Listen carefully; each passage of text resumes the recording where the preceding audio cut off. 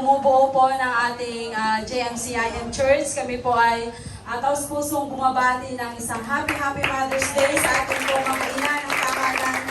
Higit sa lahat sa ating beloved and honorable Assistant Pastor Lina C. Almeda. Salamat sa ating pinakamamahal na Panginoong Hesus.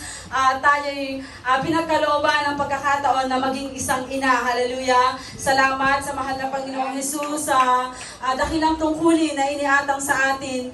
At patuloy naming dalangin na patuloy tayong gamitin na ating pinakamamahal na Panginoong Hesus sa paghubog sa ating mga anak upang sila ay mapalaki natin, patuloy nating mapalaki na may takot sa ating pinakamamahal na Panginoong Hesus. Hallelujah!